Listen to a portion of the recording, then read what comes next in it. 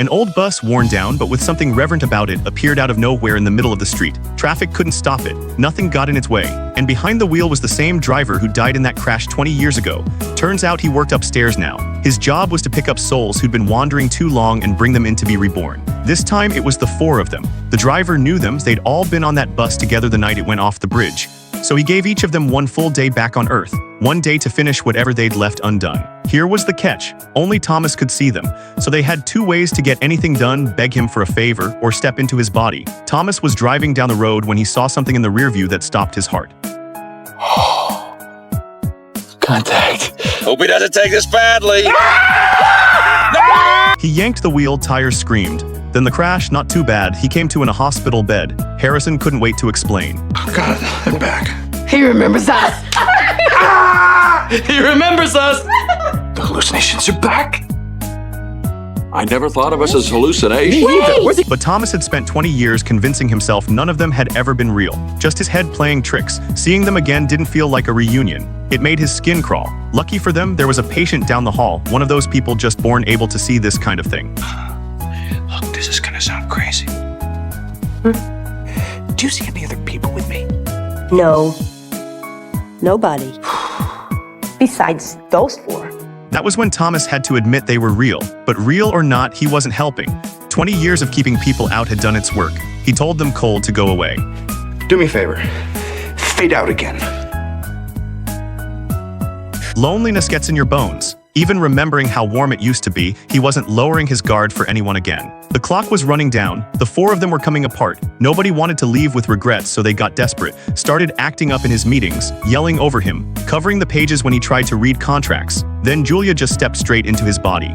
You know, Mitchell, for an older man, you really are quite attractive.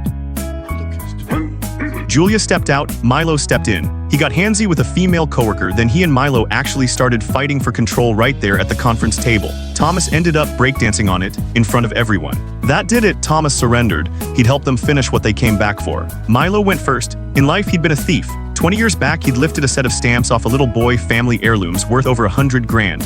He'd carried that one to the grave. All he wanted now was to find that boy, look him in the eye, say sorry, and put the stamps back where they belonged. But he'd been tied to Thomas for 20 years. Couldn't move, couldn't fix a thing, just carried the shame around every day. Now finally he had one shot. Using Thomas's body, Milo tracked down the collector who'd bought the stamps, walked Thomas through the house and got them back. On the way out, the owner spotted them. Thomas nearly got shot right there.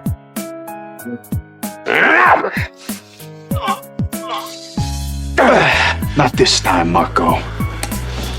Who are you? Oh, it's Milo. Remember me? Milo? No, that guy's dead. Well, not at the moment. Milo. Stealing from a kid? You ought to be ashamed of yourself.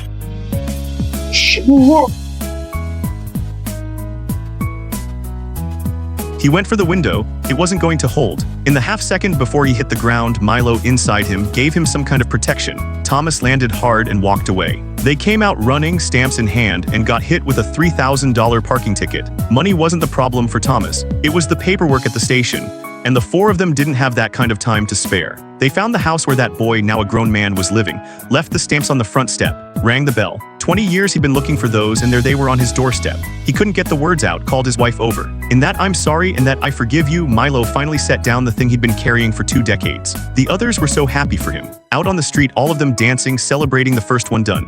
Then the bus came around the corner right on time. Milo had to go. He hugged each of them one at a time. Next time they saw each other, it'd be up in heaven or somewhere down the line, passing each other in a crowd in some other life, not even knowing. But 20 years of joy and closeness like theirs, that doesn't just go away. It stays with you. It feeds you. Keeps something warm inside you a long time after the road runs out.